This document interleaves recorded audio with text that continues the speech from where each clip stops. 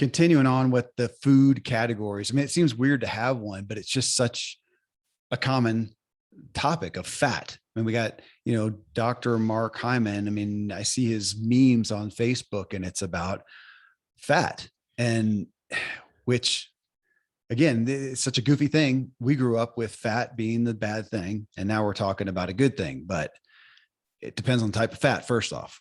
Right. Gosh, even as we talk about mega trends and giant swaths of how people have thought, we're old enough now to remember almost 3 sets of generations of 20-year, and so for me, I was born in 60, whatever, you were born in 70, whatever. So we were young in the 70s and 80s and then 90s and zeros. And now we're on that third chunk of 20 years. And in the 70s and 80s, yeah, fat was very bad. And you were healthy if you did low fat. And I'm trying to think what bad fat, what fat were we even eating back then? Well, it was full fat milk, full fat butter, full fat, everything. And then even animals, from a steak, you wanted quote unquote well marbled, right? Like higher fat kind of things. And so here we are today thinking through the pathway of okay, well, if we're not doing low fat, then what is high fat? And I was just showing you a page where LCHF is now a common acronym for low carb, high fat. Do you do LCHF? And I would say, well, yeah, I've been kind of convinced that less carbs is better. 20 years from now, are we going to look back and say, remember when we were demonizing carbs? And if we're wise people, we have to say, yeah, that's a possibility. There's not a guarantee that for every human on the planet, low carb is going to be a good thing. We already talked about carbs, and I do think that in general, we are overcarbed in America and under good fatted. Okay. Yeah. And then there's where we are, because I mean, we don't do milk. You guys don't do regular milk, do you? Do you do dairy? We do butter and cheese, again, from happy cows. So the kind of butter, but butter and cheese. And I haven't been in ice cream for a few almost months now. Yeah. But ice cream, chocolate, these are all dairy. Well, no, dark chocolate doesn't have any in there. So yes, but butter. And now I added in goat milk kefir, and we're trying a cow milk kefir, but grass-fed, grass-finished. So we pay the extra amount. We don't get very much. We don't use very much. So yeah, we do dairy. But I was going to say, so we do that. We do the expensive butter, but not a ton. I mean, there's plenty of days go by that I don't use butter at all. That's right. And I do think that back in the day, in the turn of the century of the 19th or the 20th century, in the 1900s, that again, 70% agrarian. Remember, most people had access to their own cow or the cow down the road. And it was luxurious to have the cream. We could talk to your dad. He grew up doing that, and the cream and then clotted cream over here, which became kind of a cottage cheese, all of that stuff. And now these days, right, like every family knew how to make their own and had access. And Bessie out in the back was a happy cow. When I'm thinking, even in my childhood, I probably had cereal for breakfast, unfortunately. With cereal, probably full fat milk. Yeah. And then at lunchtime. Also in the 70s, that milk was less processed, meaning the cow was happier than the dairy cow today. So I was getting a better fat. Probably. Yeah. Lunch probably had some kind of a meat with everything. And cheese. Yeah. And if you're getting the milk or the school lunch, it always had milk. Always had milk. Maybe it still does today. I don't remember. And then dinner would have been, who knows, whatever mom made, probably with a meat. So some fat there and butter, probably a constant ingredient that I had. We almost always had bread, dinner roll. Yeah. And then fast forward to whenever I'm 19 or something, I go vegan and no animal products, period. Where was I getting any fat? I wasn't even I did not eat avocados then. Coconut. You didn't do avocados, coconut then. So didn't do nuts. And you went vegan. You probably got, minimal fat, and carbs. It was bad fat. Well, you got Wesson oil because you ate Snickers and, power bars and those kind of things that had bad fat. Yeah. Now but it's interesting to talk about because this is what we all look at. Well, because this is what I would say is not knowing any better, go, well, I had some of the best years of pro cycling during that time. I lost, or maybe you didn't. well, or maybe it could have been better. Yeah. But I obviously performed because I remember at the time people would say, where do you get your protein? And I said, I have no idea, but I won last weekend's race. But that could just speak to the amazing ability of the body to survive. Maybe I would have done better, or maybe I did do well, but I hurt myself long-term. Again, we don't know. So here we are today with, it feels pretty confident that we're saying, fats, I mean, from a brain standpoint.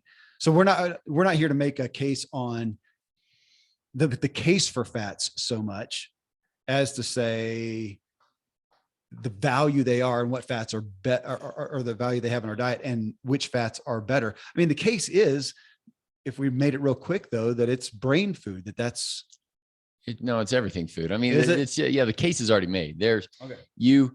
And two things on that. I heard a little snippet that said, you've heard the phrase, you are what you eat. Right. And this guy turned around and he said, you know what? We actually should be eating more of what we are. And you are made up of mostly water, fat and protein. Okay. Not carbs. And in fact, there's no such thing as, you've heard of essential fats, essential proteins. And essential means you have to eat them or you don't get them and you will die. And we don't have essential carbs? There's no essential carbs.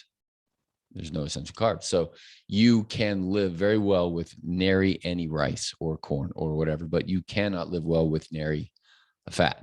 And what is your source of fat going to be? Well, and we'll talk about that. Like what are the, hold on, but you saying we can't live very well. You would say we're not optimal without those things. And even if you could perform well in the moment, like I'm saying that I'm, seem to have, we're still looking at the long-term. Well, and we don't know because we can't compare you to you. Yeah. What would I have done if I had eaten? Right. Okay. A well-fatted Kevin Miller at 20, what kind of racing would he have done? But now this has been true all along. Like, I can't compare myself to the self over there that is a different self. And hence we are stuck with randomized controlled trials. And when it comes to nutrition, it's just messy science. So at this point, and we're not going to say you, Dr. Randy James, functional medicine expert, you have not devoted your own science and research to the exact benefits of fat. You turn to the people that you trust who have done that, the Mark Hymans and the Dr. whoever's, or whatever. I would even say, to go once, Dr. Mark Hyman doesn't do it either. He does not have a chemistry lab in his office. He's turning to somebody else. He's looking at his own literature. And that's where any medical doctor is doing that. They're not doing, well, some might be doing pure science, but they're at the universities. They're the ones. And what are they generally using? Rats, mice, and college kids to do these experiments. And again, that's messy science. But so for people listening to us today, they don't care about that. We're the trusted voice that says, okay, look, the evidence is so incredibly strong that I'm going to bet every ounce of money I have to say that the 20-year-old Kevin would have done better. Well, and yes. And to evidence of that, that's why we are interested in the French paradox. And we cite so often Dan Buettner's book, The Blue Zones, where he's going along, and I'm going to paraphrase and play with it. And he's kind of saying, whatever the heck you think, here's just where we found people live the longest and the best, the longest and the wellest. And there are these areas, and here's what they eat. And they have consistent they have diets that have consistent fat, and a lot of the fats that we villainized in America way back when. And so we can say, argue what you want, but these people are kicking your butt. And a good scientist can pull Dan Buettner apart, right? Like the Blue Zones is messy science. You've got, it's my kind of science, man. Well, because at the end of the day, when you make a decision of what to eat, you are not going to refer to a paper. True. You're going to refer to your taste buds and your heart and your mood and your 1,000 other things. And enough research to put things together. That's right. It points this direction. I trust this person. And that's right. And I think at the end of the day, that's what we are aiming to do in our own lives and for our kids. And then on a podcast to say, okay, other people may or may not have time to think about it. They're not interested in it, but they would like to be healthier. you know. So if we look at fats, is there, I don't know this, maybe you do. So if we look and say, okay, how much protein should we have? How much, if you're going to eat carbs, you know, a lot of times people want to know that. How much fat does Randy James think he needs to eat today? Yeah, I struggle with that on the numbers side, and I've never measured my macros, fat, protein, carb. I've even doing this keto time and, you know, on the 5th week. So I'm certainly eating more fat than I did. But I couldn't give you a number either in terms of grams of fat per day or percentage of calorie intake per day. Like those are the two.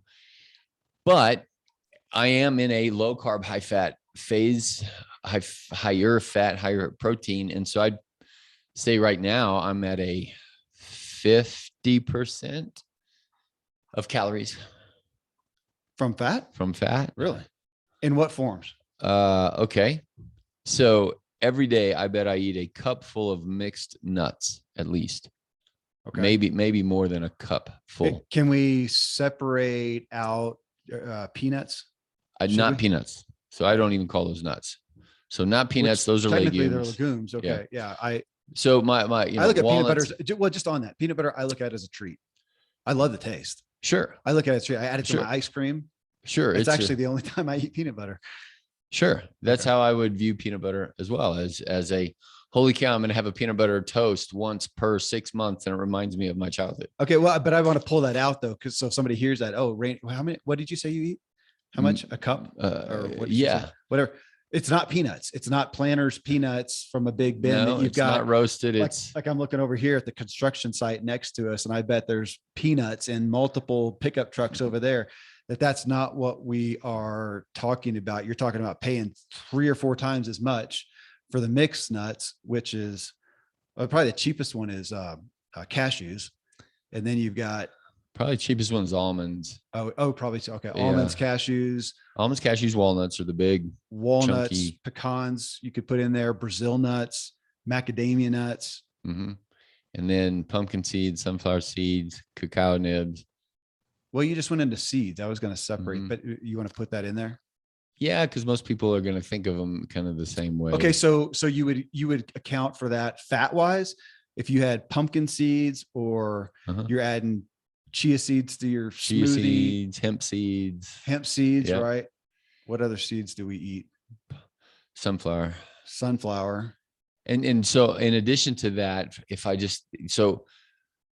ultimately every day that's my only snack. Which you can do with butter. So we always have almond butter in the house, and you can sun butter, which is the sunflower seeds, which I burn out on that. It has such a distinct taste. I think it's good, but I don't know. It got to me, but you can do the different butter, and you can even do walnut and whatever. It's really expensive. So you're doing an amount of nuts and seeds. And now I've got this goat milk kefir every other day, probably again a cup, which has a significant fat chunk. And then for dinner, which then by proxy means for lunch as well, I am probably doing, like last night was so the family, we had a soccer game and they said, hey, we need Chinese. We haven't had Chinese since I've been doing this. And so they got their normal usual whatevers, and I got the sashimi.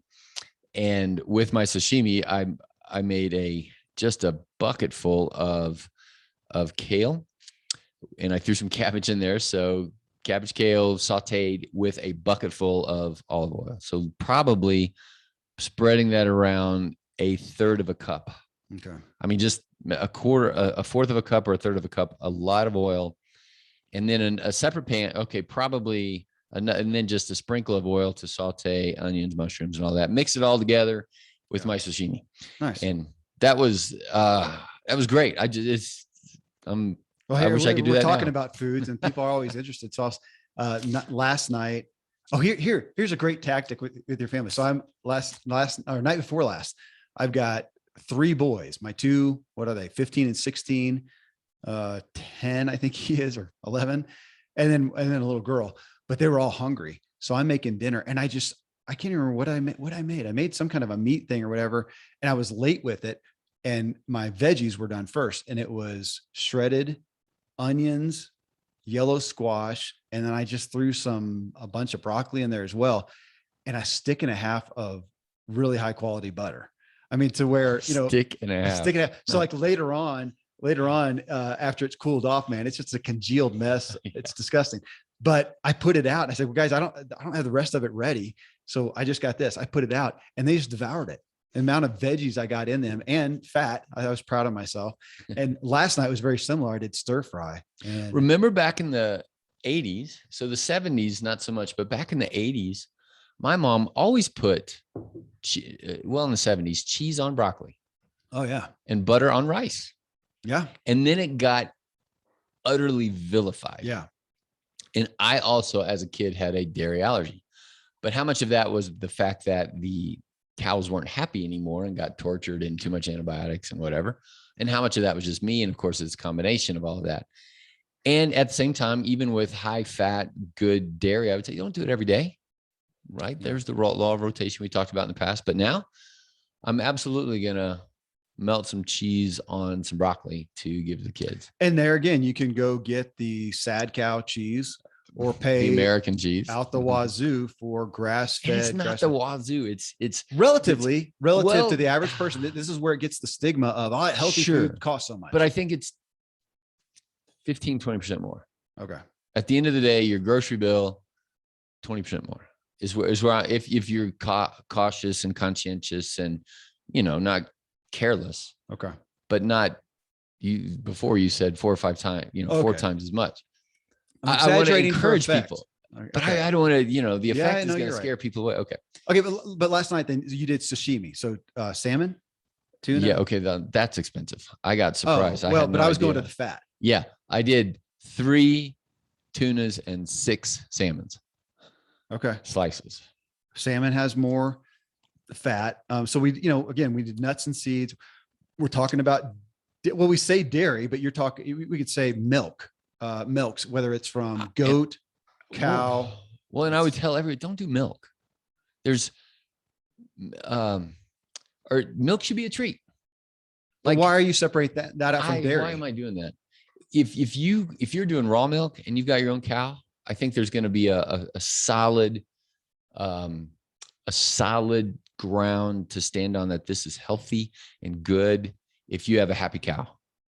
But milk has been it's like gluten. It's like wheat. So processed and politicized.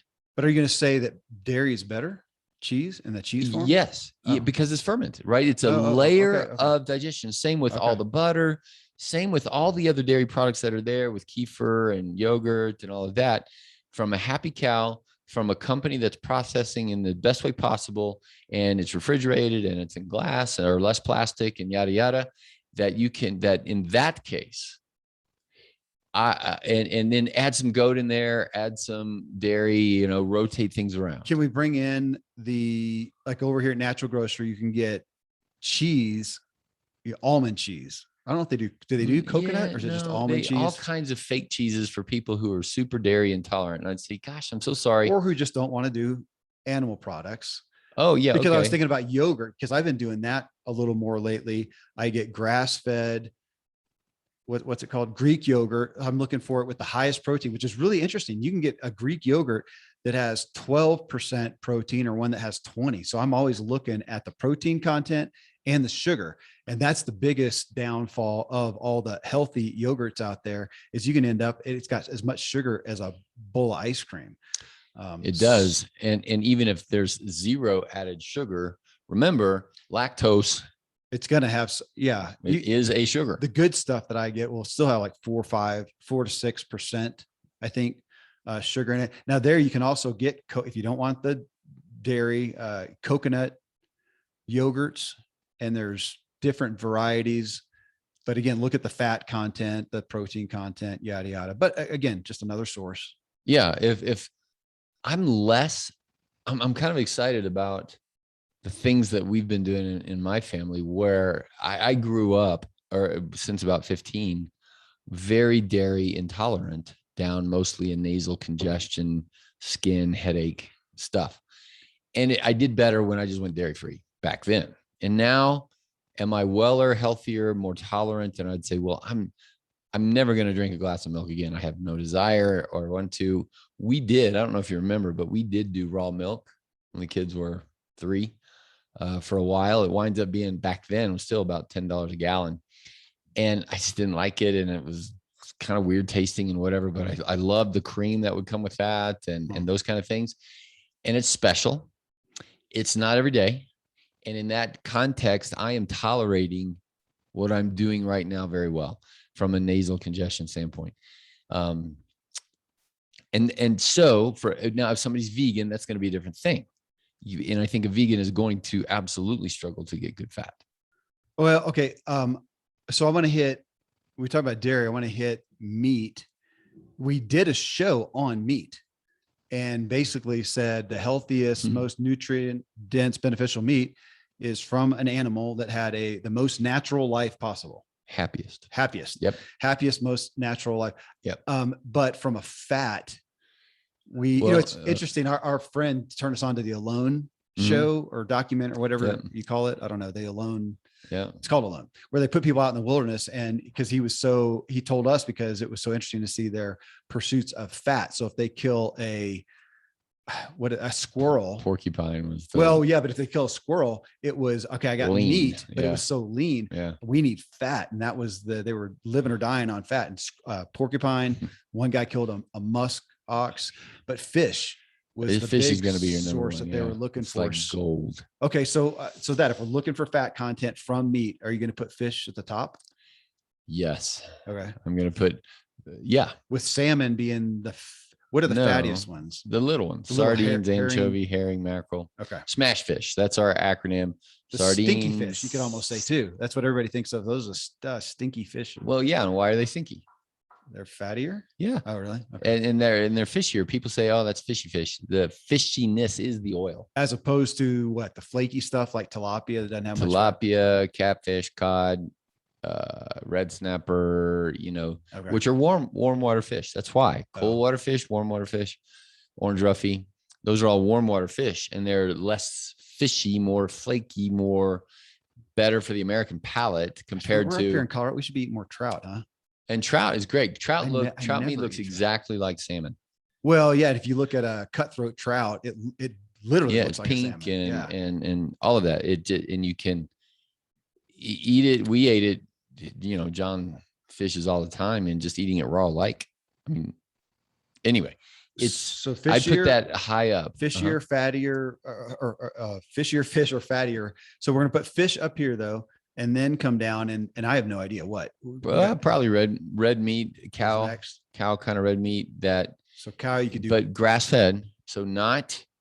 Back in the 70s, again, the advertisers would brag about corn fed cow. And back when the Nebraska corn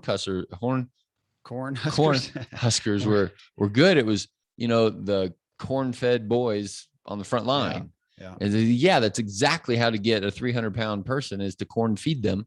And that's what they did to the cow. But that was a marbled bad fat. That was a carbohydrate based abnormal metabolic bad fat.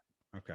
So in contrast to what we did back then in the 80s, when we trimmed the fat, these days we're paying a little bit extra, and we get ours from some farmer in Michigan, I think, who's the parents of somebody we know here.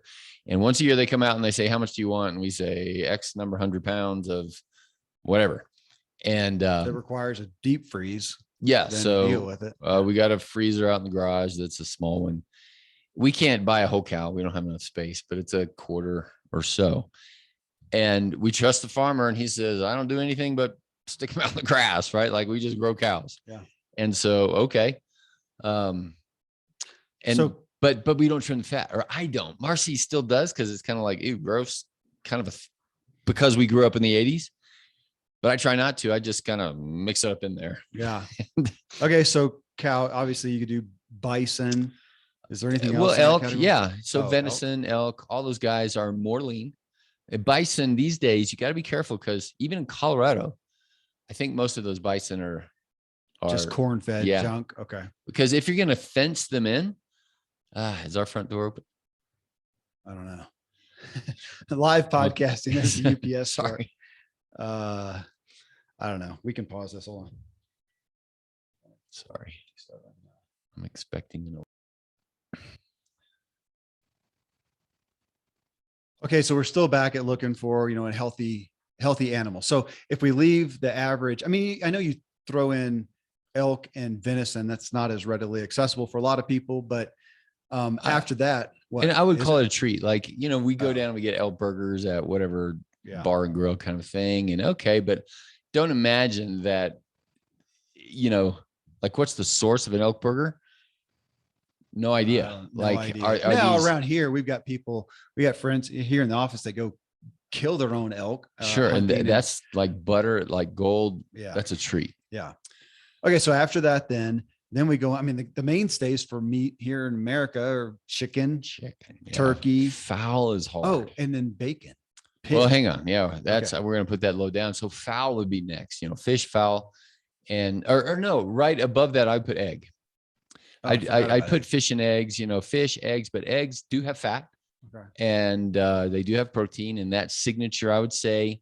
And eggs are famous for vacillating. They're good for you. They're bad for you. But from a happy chicken who's eating, half grains, half bugs, and pecking around in the yard or whatever they do, I would say, yeah, it's hard to go wrong with eggs, barring an allergy. So there again, which more people have, seems like these days. agreed. But that's the convergence of so many different things with genetics, pollution, unhappy chickens and bad processing. Do you remember it came up high on my allergy test, like Yes. super high? It was one of the highest things. So I don't, for the most part, I don't do them anymore. Yes. And me too on dairy. But I don't feel it. And I'm kind of running the risk of saying, if I'm doing good dairy and not every day, and I don't feel it, I'm gonna run with it, because those labs are also squishy.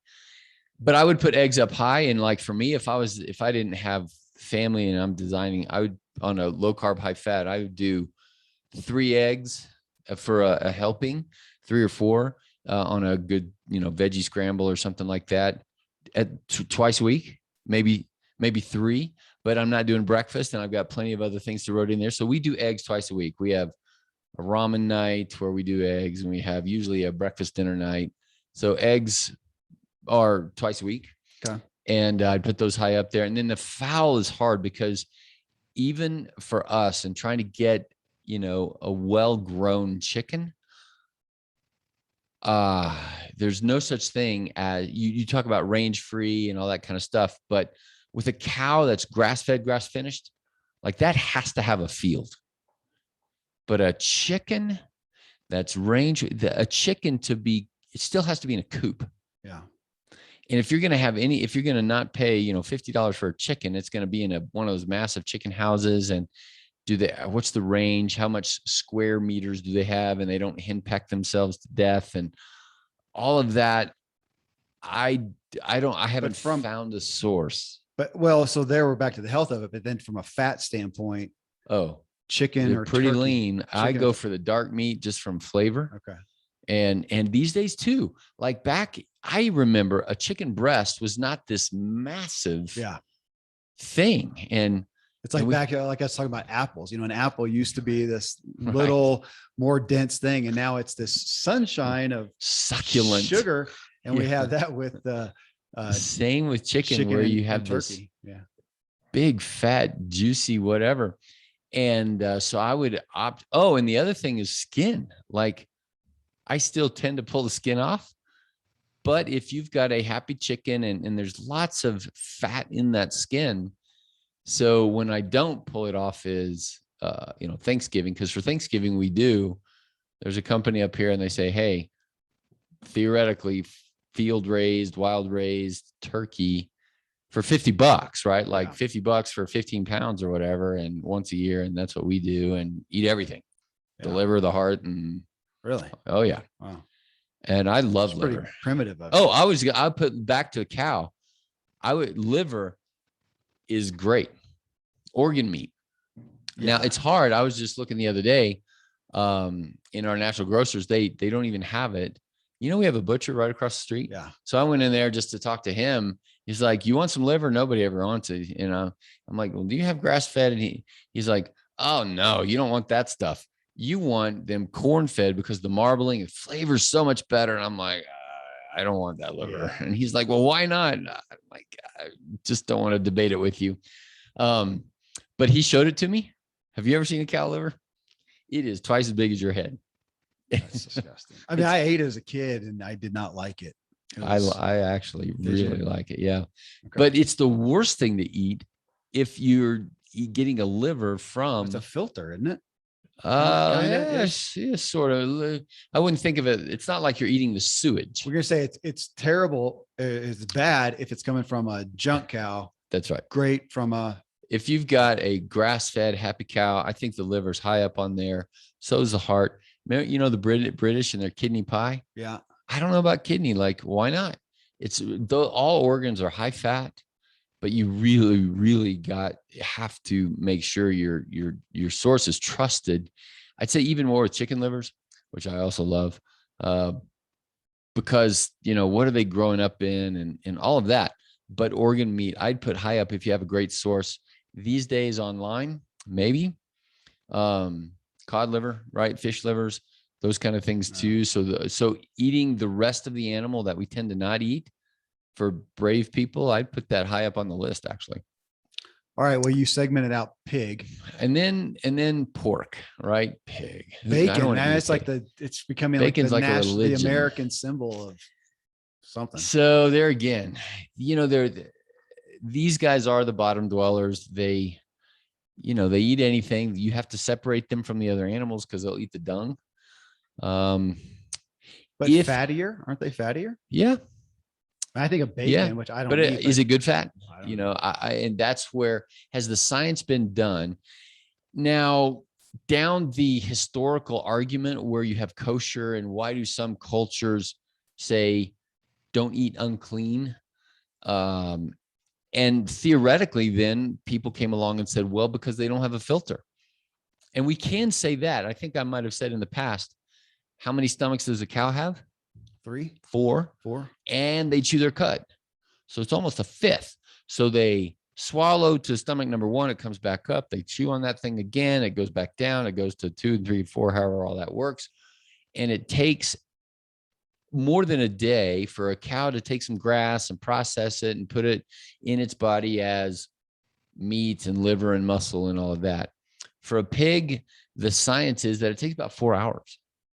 So it's just going straight through. And if the pig is eating trash, you have trash separated by 4 hours of whatever a pig is doing to process that. So back in the day when people had a pig and they threw it scraps, as long as you kept it away from the chickens, and because it would eat their dung and the cows and their dung, and that's why pigs are always in a sty, I guess. I remember at my uncle's farm, it was slop. Take all the leftovers. Food slop. Yeah. Food slop. Yeah. Not the other slop. Not excrement or something like right. that. Yeah. Just anything that we. That's right. But it's moldy. It's, it's trash. Yeah. And if it's healthy trash, if the family is an American family throwing away food leftovers, but think about it. Then they're eating your Hot Pockets and your, corn on the cob and whatever else. And we tend to not feed ourselves very well. In my house, the pig would go hungry because we don't have any leftover. We don't food. either. A little bit of skin from the cucumbers and your cauliflower butt that maybe butt of the cauliflower. Whatever I eat. Okay, so pigs anyway. So it does have some fat, probably better than fowl. More so, I mean, not better, but more so. More fat, certainly more fat content. But then you just so here's where I am. If I'm getting ready. So Vital Choice is the company that I know from the fish. Now, vitalchoice.com is spread out into meat and some pork and things like that. So I'm going to order a liver just because I want to play with it. And do you get a side of bacon, side of pig ribs, side of some things like that? And I'd say, gosh, what a treat. For 4th of July, you're going to roast them out there, do whatever you do. Absolutely. Like I love pork chops. Like it just, I grew up on them once every other week and liver and onions and those memories. I want to bring that back in and I'm going to have to pay twice as much, but I'm already looking forward to that. Wild boar hunting with our buddies. Yes. I would love to have wild boar. I would try that. I didn't even like pork as a kid. Okay. So we've gone through this. So here's my last category of this category. Avocados. Well, hang on. You Oh. didn't even get to luncheon meats. Oh, that's just trash. Well, so we try to buy You can get like Applegate Farms, less nitrates, less processing, less all that. Why are you making it? Why are you separating it out though? Because I would tell most people, look, it's not good. Yeah. But I mean, because you're still going to get. It's still coming from chicken, a turkey. Yeah, but another layer of processing and all of that to get it into this packaging form for a sandwich. When I was a kid, my mom would take, I think it was ham is what she did, but go to the local butcher or grocery store, or whatever, and have them put it on the slicer from an actual ham. Yeah. Right. Yeah. But nowadays it's mushed together into a block. Bologna. Whatever that is. Oh, I guess, and we could also, so same thing with hot dogs. Yeah. They're all different varieties. What we would call processed luncheon meats, which hot dogs are the quintessential. Well, let's just say save it for the 4th of July or a rare treat. Don't send your kid to school every day with a lunch meat sandwich. It should never be on your grocery list ever. Those kinds of things. And just, if they are, then they're a minimum. Okay. So avocados, olives, and I was going to do oils, which are going to be. So plant-based fat is where we are now. Plant-based. That's all I know of. Are there more than that? Avocados, coconut. Oh, right. And then oils from olives is a big one, from seeds and nuts. And which we do a lot of olive oil, more, to flavor. We try not to cook at high heat with it because that's supposed to screw it up. So you got your high heat ones. I think we use, actually, I don't remember, avocado oil or something. Well, olive oil can be medium heat. Coconut oil can be medium and high. Right. Avocado, medium to low. And what I've been doing because you saute a lot. I mean, just sunflower oil. I can't remember what we have that we use for high. Olive can go pretty. I thought it messed it up. Either way. I would say just don't use high. Just slow down a little bit, put it on medium, and that's un-American, man. Let it take longer. Here for speed. Okay. And that's what I've been doing is saying, all right, look, I'm going to enjoy this process, douse it up with, we go through bottles. Like it'll be a bottle of avocado oil for everything. And then the next one will be a bottle of olive oil. And we just rotate between those because we have a coconut sensitive kid. And, but I would put in a coconut oil. And then the nut oils are not high heat. So these are for salad dressings. All right. Salad dressing wasn't on my radar at all. Remember back in the 80s when salad dressing was classic, super bad fat. Oh, totally. Yeah. Don't drown your food. I remember the Schoolhouse Rock. Yeah, that's right. Yeah. And then it became low fat ranch and low fat Thousand Island and all of these kind of things. So it went away from full fat olive oil or whatever they were doing to then Weston oil, corn oil, vegetable oil, and then butter went to that margarine stuff, vinegar, kind of vinaigrette type the vinaigrette things, which just became a flavor mixed in with. And now you look at a ranch thing, you look on the back and it's full of whatever. It's now we're to the Michael Pollan thing. If you can't pronounce it, don't. And you can literally do that with ranch. You can usually even the grocery stores will have a healthier option. Sometimes it's not even on the salad dressings, but it's refrigerated, not shelf stable, over by the salads, and it'll have 4 ingredients: buttermilk and whatever. And my favorite thing to do now is make your own. So, here's your salad that's in a tossing bowl. And then I'll just kind of look at the oils, and the walnut oil is a really flavorful thing that you can get right there next to all the other oils at Safeway or whatever. You can go to an oil store and get highbrow stuff from almost any source. And then I will, if you're in the mood for the quote unquote honey mustard, I'll put the olive oil in there and really flavorful, whatever kind of mustard, which I love. And then a honey mustard dressing is way more honey than it is anything else. And if I need a sweet something or other, then drop half a teaspoon of honey in there. Okay. That's 3 ingredients. Yeah. And that's a honey mustard dressing. And right now I just like olive oil or whatever oil in the balsamics. That is a real balsamic over here, from Italy. And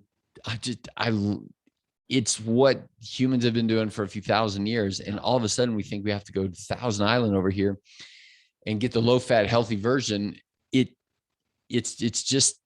It's crazy that we got here. We do a lot of ranch. I'll try to get good stuff because the kids, outside of salads, it's an easy dip for raw veggies. And then we're in that thing of you'd be better off with no dressing, but if it gets them to eat the raw veggies, sure. So then I think there is a happy medium there, and we'll do a lot of, locally made artisan salsa things. Yeah.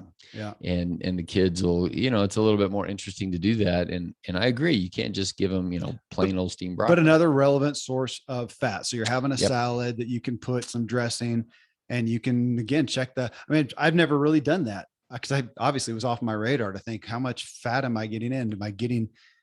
Go get a fattier one if we're looking for fats. Yeah. Fattier, plainer. And those are going to be your main sources. Now, olives, which you don't like. The one time I did was in Spain at an olive farm. Yeah. Well, eating, these got picked a few minutes ago. We don't have that. Our grocery store here in town used to have like a kiosk of fancy olives that they got rid of. But, black olives are probably the most common one on pizzas. Probably. And I don't know. Do you know, my guess right off the bat is probably less fat in them than the green olive in the. And I don't know because oil. I don't like them. So I haven't really investigated, but I suspect that you've palletized yourself to canned processed olives compared to what, we can really tell the difference on mangoes, asparagus, right? Fresh asparagus versus canned asparagus. Just a tremendous difference. And what is that in olives? I don't really know, but we do a lot. I mean, probably, the big extra virgin cold pressed olive oil jar like that, and you put that stopper thing on the top of it. Oh, just olive oil. Yeah. I bet we go through just to hit on fats, olives is another one, black olives, green olives, Kalamata olives, whatever. Olives. But it does have some fat in that Good as fat, far as a plant. So we do a good amount of black olives, and I always have green olives. I just like them, the salty, with a little pimento in them. I use them a lot. I don't even think about them that much as a fat source, but relevant. But then, oils, and you can get a lot of oil in you on a given day.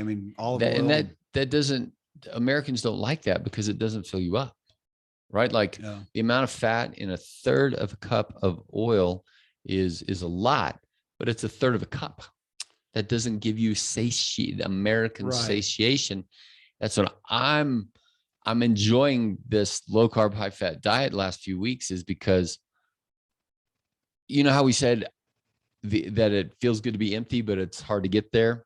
And what I'm noticing now is I don't have to do the torturous, fasting of getting empty. But if I eat this way, I don't feel empty and I don't feel overfull eating 2 meals a day down that pathway. And, but I don't get the satiated full feeling. Without the carbs, you're probably not inflamed, dealing with as much. Feel like I'm not, or less. Well, but as far as, but with the oils though, I look at them as if I'm trying to get good fats in and trying to get fats in general. Yeah. Even like with a salad, I can have a regular salad, and let's say I'm going to use, whatever dressing, ranch or something for the flavor. Man, I can pour in easy a quarter cup or whatever of olive oil and just mix it in. I like sauce, just makes it saucier, and I'm getting more fats in. And same thing with a stir fry or whatever. You can often get some oil in there, get some fat in. Well, and then avocado is the big one. If you look at back to the Mark Hyman, it seems like he's always touting an avocado, and he has 2 a day or whatever, which that used to be a treat for me. Was an avocado. Now I've had enough that it's no longer a treat.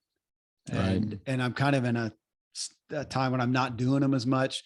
Guacamole though, whenever we have, probably once a week, we'll do that. And once in a while I'll buy it, but generally we make it. Get a bunch of avocados. Of course, you got to get them at the right softness or whatever, and then make guacamole. Man, my family will pound a lot of that out. But that's probably one of the most heralded and the fat and the healthy fat from the, even from the functional medicine standpoint is avocados Sure. and nuts. They seem to be, well, I guess oils, maybe olive oils are kind of upheld there. Sure. But an avocado, I mean, it's pretty high fat. Yeah. I'm going to have one for lunch today. All right. So I would put avocados high up there, and then I would say, okay, yeah, just don't ruin them. Don't do them too much, too often, too whatever else. And, they're wealthy enough now that avocados was the best Super Bowl commercial, I think you told me avocados that. from Mexico or however okay. That's better than the Doritos Super Bowl commercial. That is true. I suppose. But I feel like, then Americans, we're just going to process avocados to such a great degree that we ruin them, whatever that might look like. Right. If you go and buy guacamole, it's got a preservative in it. Yeah. Right. And then you pop that thing open, and in a day, the top layer is black. You can get some of the grocery stores that'll make it there, and it's, got a real short shelf life, and it's decent if you're not going to make your own, but it sure isn't hard. And we do that on occasion. Well, as a to-go, sometimes I'll grab that when you're heading to the soccer game and get some raw veggies and some guacamole in a thing. And it's an option to. So I'd put avocados high on the list, 2 or 3 or 4 a week with breaks. Yeah. Okay. Are we covered fats? Just like with meats, what about the processed fats? And so as a dairy intolerant family, we bought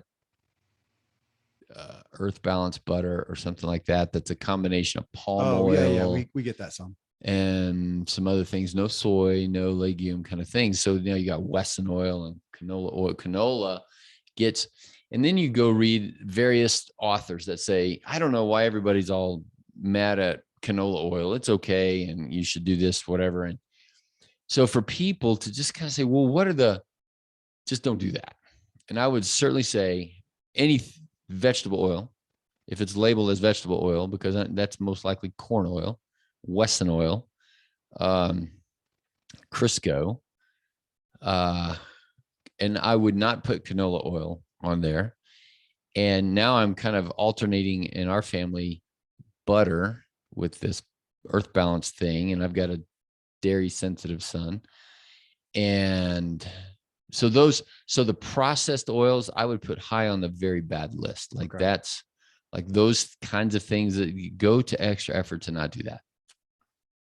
Well, yeah, I did oatmeal. I was just thinking for my little girl this morning, and I got it from you, a big dollop of probably 3 tablespoons worth of coconut oil in it. And then probably 2 tablespoons, maybe a little bit more of, almond butter in it as well to fatten that up. Oh, another processed one that people are doing these days is the MCT. Oh yeah. And MCT oil is bulletproof coffee. Bulletproof. Made that famous. I've got some MCT at home, and gosh, we didn't even hit that. Yeah, you can do that. That's another that got big. You and I were doing that. Fat coffees. Yeah, we were doing fat coffee. That's what we called them. Oh my gosh, we did it every day, and I can't. It's been a year probably. I don't even so hardly much work. remember. It's so. What did we put in that? Olive or coconut oil? Butter. Yeah, Was it butter? And then I have played around with the commercial variations of Bulletproof, and Laird made some, and everybody's got some now. And if people are in that pre-dementia kind of category, or some brain inflammation and some things like that, I'd say, go through a few bottles of super high quality, and down on the high quality, I think it's C8 or C10, that it's a breakdown from coconut oil, and they process it, filter it out one more layer. And I believe it's C10, and what carbon is the double bond on, kind of a question. And this is caprylic acid. And is that a viable supplement that people should do? And I would say, well, just eat some coconuts and eat the food that has it in there. But if you're already so sick that you might be pre-dementia or down that pathway, should you do it? And I would say, on top of eating coconuts and fish and all these other things, sure, spend 3, 4, 5 months on daily MCT oils at a high dose. It's expensive. And if there's a demonstrable benefit, then it's probably worth it. But we don't have randomized controlled trials. We have it in the office here, and I play around with it. And usually I take it home. If it goes out of date and we can't sell it anymore, then I'll kind of foist it on the kids, but it's tasteless. And you can put that in shakes and smoothies and oatmeal and things like that. Well, so there you go. And I think oil. that for this audience, people striving to eat healthy, eat clean, eat whole foods, that it behooves us to probably make the effort to make sure we are getting some fat. Cause I can find myself going days that if I'm not intentional, and man, I just didn't take that's a good way to end. And here, another thing is we are now where you've got Robbins and Bill Gates and some other big heavy hitters that are saying we need to get the earth plant-based, like this Impossible Burger and stuff like that. And, okay, but you that's not ever going to be provable. Like that debate's going to go on forever. And most people kind of like meat and some things like that. And I would say I'm on the side of, happy animals and well cared for and all that. And it, so to end up with what you just said is, I would say, yes, on your grocery list, there should be a fat category, like go and get fat. It's going to be these things that we've talked about. It's worth your time and your money and your extra effort to get the healthier ones. We should say on the olive oil, extra virgin, cold pressed, it should be in a glass bottle and it should be protected from light. So green bottle, brown bottle, those not plastic. And those things you do want to, take the extra time to figure out and make sure you get fat in there. Happy olives. Happy olives.